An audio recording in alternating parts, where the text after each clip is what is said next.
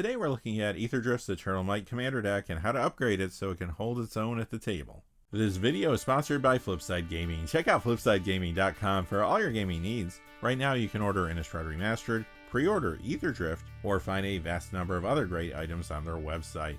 Remember, shipping is free in the US if your order is over $100 or consists only of singles. Just look in the description or the comment section below for direct links to their site.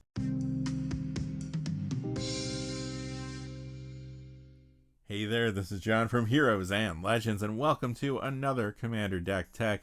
Today we're looking at Aetherdrift's Eternal Might Commander deck, and like I said in the cold open, we're not going to only just look at every card in the deck, the new cards, the old ones. We're also going to discuss what I would remove and what I would add to make it more competitive. Quickly before we get started, just one fast thing. I do want to say thank you to one of our silver patrons, and that is BearBearsRVA. Bear Bears, thank you so much for all your support that you've given the channel. It does mean a ton. I know I say this all the time, but I truly could not do this without viewers like yourself. So thank you, Bear Bears, and now without any further ado, let's get into it. First off, on your screen, you're going to see the two potential commanders that come in the product. The front-facing commander is Temmet Noctamon's Will. It costs a white, a blue, a black, and 2 legendary creatures, Zombie Wizard, 4/4, Vigilance, Menace. Whenever you attack, draw a card, then discard a card. Whenever you draw a card, zombies you control get +1/+1 until end of turn. Next we have Hashatan Scarab's Fist, legendary creature Zombie Wizard. This one only costs a white and a black. 1/3. Whenever you discard a creature card, you may pay 2 and a blue. If you do, create a tap token that's a copy of that card, except it's a 4/4 black zombie. So for this video, considering our upgrades that you're going to see later, you really could use either of these as your commander. For simplicity's sake, I'll say that our upgraded build is around the front-facing commander, but the deck truly would work fine with either of them. Before we get to that though, let's talk about what the build is trying to do.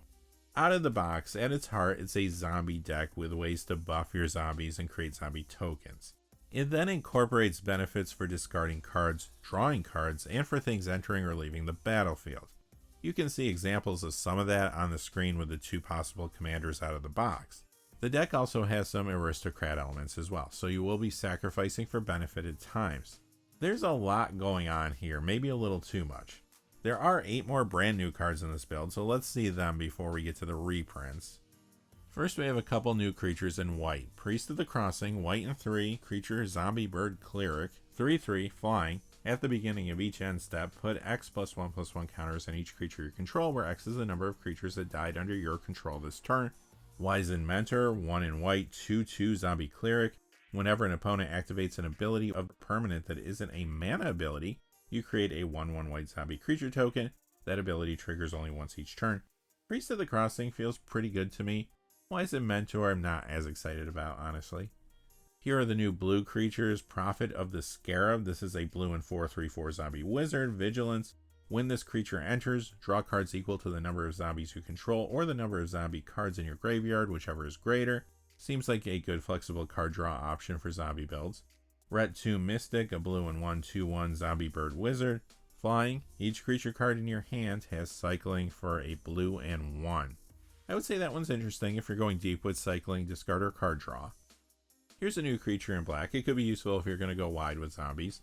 Lost Monarch of Ifnir. It's a black and 3 4/4 zombie noble. It has a flick 3, and other zombies you control have a flick 3 as well. At the beginning of your second main phase, if a player was dealt combat damage by a zombie this turn, mill 3 cards, then you may return a creature card from your graveyard to your hand. Next we have 2 enchantments. I really like these, not just for zombie decks, but for lots of Kindred builds. On Wings of Gold, white and 3, creatures you control that are zombies and or tokens get +1/+1 and have flying. Whenever 1 or more cards leaves your graveyard, create a 1/1 white zombie creature token. Renewed Solidarity, a white and 2. As this enchantment enters, choose a creature type. Creatures you control the chosen type get +1/+0. At the beginning of your end step, for each token you control of the chosen type that entered this turn, create a token that's a copy of it. And the last new card is this land that is a fun callback to Swarmyard, a Cursed Duneyard. You can tap it for colorless mana, or you can pay 2 and tap to regenerate target Shade, Skeleton, Spectre, Spirit, Vampire, Wraith, or Zombie. Obviously, this will be quite useful in builds heavy with any of these creature types. Alright, let's move on to the reprints. Liliana, Death's Majesty, is here. This is the only planeswalker in the deck. It makes tokens, it populates your graveyard, it returns creatures from your graveyard to the battlefield, and the -7 could be great in the late game if you get to it. Overall, makes sense why this is here.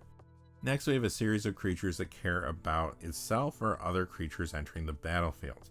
Some of these are more exciting than others. I do like Binding Mummy in this build to tap down problematic blockers at the very least. You also have Champion of Wits, Eternal Skylord. I'm not crazy about a mass in this deck. It seems like you would be better off going wide than tall, but I do like this because it gives your zombie tokens evasion. We also have Fleshbag Marauder and a spicy reprint with Rothulk. Currently, this is the most expensive reprint in the product. We have some multicolored creatures too that fit into this category. Corpse Knight and Wayward Servant care about what you have entering the battlefield. I do think these two cards will work better as combo pieces where you could attempt to take everyone down at once as opposed to having them just sit on the table and ping opponents casually, but we'll get to that. Gleaming Overseer is another card that contributes to a mass, but it does give your zombie tokens hexproof and menace, so I do like it here. Next, we have creatures that play into the death trigger portion of the strategy. Corpse Augur, Midnight Reaper, Plague Belcher, and Undead Augur. 3 of those cards help you draw cards, while Plague Belcher is another way to damage your opponents. And these creatures play into the cycling/discard theme. We have Forgotten Creation, Archfiend of Ifnir. I do like the ability on Archfiend, it can keep the board state under control while you're building up. There's Gempalm Polluter, which could finish off an opponent. Twisted Abomination and Lesotep Chancellor are the last 2 on the screen. These cards have Embalm or Eternalize. Angel of Sanctions acts as removal, which is nice. Plus you have Timeless Dragon and Vizier of Many Faces. I really like these 4 cards in the deck. They contribute to the token creation strategy in some way. God Eternal Oketra is a persistent threat. Cryptbreaker, which is another spicy reprint, also helps you draw cards. Grave Titan is beefy. And the Scarab God is persistent, plus at the right time it could even help you pick up a win. Next, we do have some creatures that buff zombies: Cemetery Reaper, Lord of the Accursed, and Zombie Master. Another nice reprint there, and I do love the new Amonkhet themed art. Gravecrawler is here. It is a persistent card, but I do prefer to use it as a combo piece, which will require some upgrading, but we'll get to that later. And the last creature is Murderous Rider, which is great since it can destroy a creature or planeswalker, and the lifelink may be helpful too.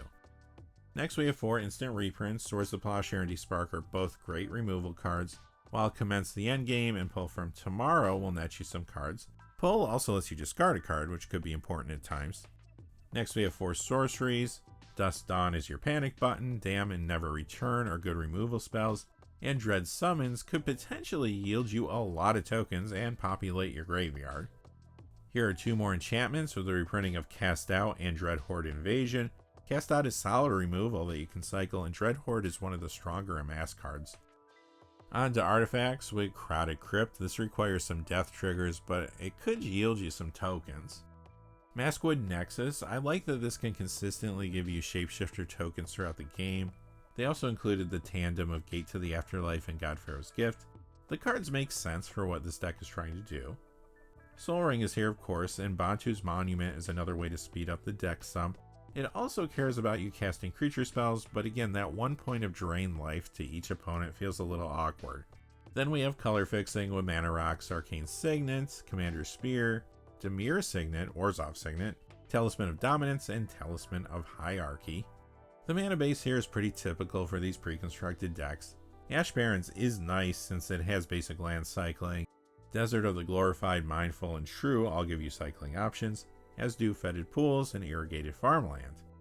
Unholy Grotto interacts with your zombies, and we have color fixing in the form of Evolving Wilds and Terramorphic Expanse, as well as Adakar Waste, Glacial Fortress, Prairie Stream, Drowned Catacomb, Sunken Hollow, Temple of Deceit, Underground River, Caves of Koilos, Isolated Chapel, Orzhov Basilica, Temple of Silence, Arcane Sanctum, Command Tower, Path of Ancestry, and Exotic Orchard.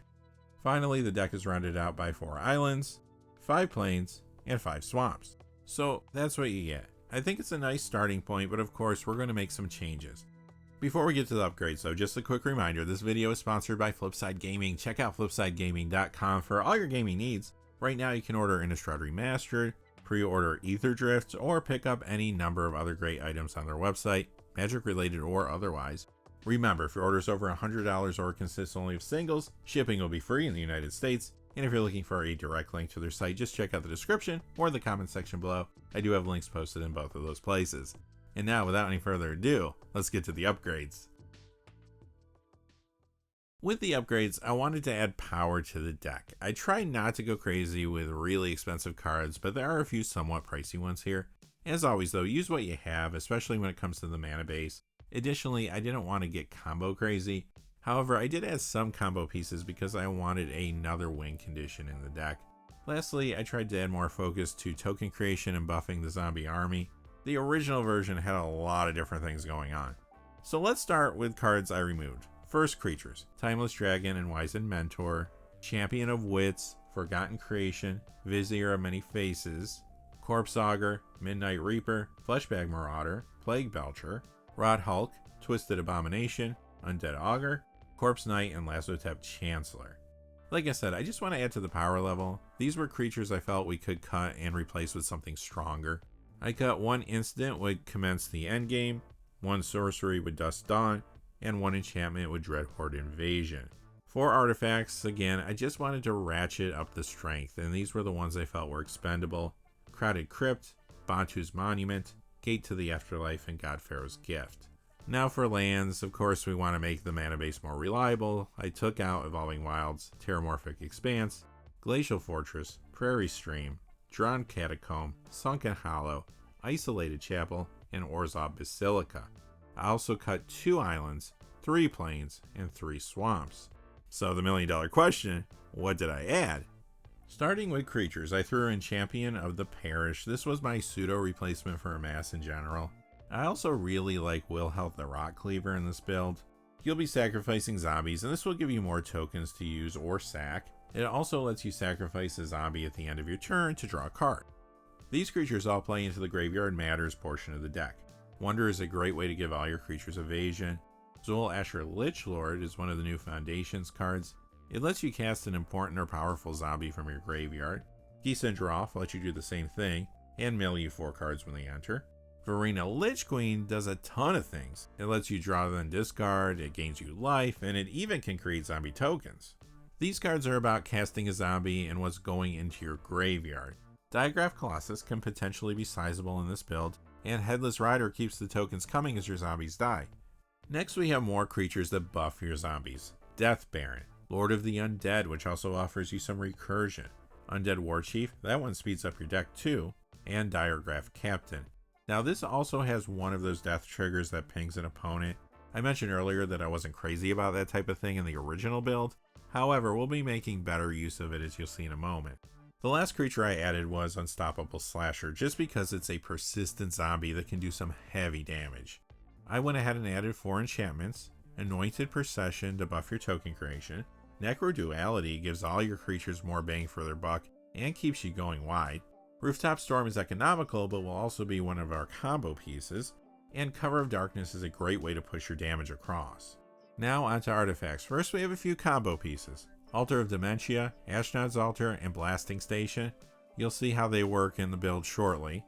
I also added a new card from Aetherdrift that seemed like it would be great in this deck, Crypt Caller Chariot. Then I included Vanquisher's Banner because we're playing a Kindred deck after all. Okay, now let's talk about the combo pieces. As long as you have another zombie in play and a useful sack outlet, you can go infinite with Gravecrawler and Rooftop Storm. Here's one example. I sack Gravecrawler to Altar of Dementia, and then cast it for free out of the graveyard with Rooftop Storm. The altar can deck my opponents if no one can stop the combo. Or I could use Blasting Station to repeatedly do 1 point of damage. Ashnod's Altar is another sack outlet that establishes the combo you see here for infinite mana. That mana could be used to draw your deck with Pull from Tomorrow. Now sure, you could put something like Insanguate in the deck, but I didn't want this to turn into a straight up combo deck. Then I would have been taking more stuff out to put in tutors and such. I wanted the combo pieces to make sense on their own in the build, but if you wanted to get more aggressive, obviously you could. Another thing you could do with this combo is just make a loop of Enters the Battlefield triggers for Wayward Servant, or Dies triggers for Diregraph Captain, both within the game if no one could respond. Okay, so what did we do with that mana base? First I added a few utility lands. Bojuka Bog is always good to have. Field of the Dead is great with this new expanded mana base. I'm not trying to force it, but it will give us value as we play. Reliquary Tower is here since there are cases where we may be drawing a lot of cards. Takenuma Abandoned Mire just makes sense in this deck. Vault of the Archangel, always great in decks that go wide. Ancient Tomb is here for a little ramp. Now, I did have fetch lands for efficiency. Flooded Strand, Polluted Delta, and Marsh Flats. Again though, use what you have. Mana bases can get expensive fast. Next I put in 3 shock lands, Hallowed Fountain, Watery Grave, and Godless Shrine. And finally, I included the multiplayer lands, Sea of Clouds, Morphic Pool, and Vault of Champions. Well, that's the build, and if you want a complete picture of the upgrades, I do have the deck list linked in the description below. I did have a lot of fun putting this one together, and I do want to try it once the cards come out. Next week, we're going to be looking at the other new Aetherdrift Commander deck, Living Energy. Let me know in the comments below what you'd like to include as an upgrade, or what maybe some of your favorite cards that they did include were. Until next time though, thanks for watching. If you enjoyed the video, please remember to like and subscribe, and have a great day. Hey, thanks for watching. This video is made possible through the generous support of viewers like you on Patreon. Check out the description below for links to our Patreon page, as well as our Amazon affiliate store, where a small percentage of all sales will also help support the channel. Finally, if you haven't had a chance yet to subscribe, hit that subscribe button so you don't miss any of the new videos on Heroes and Legends. Talk to you again soon, and have a great day.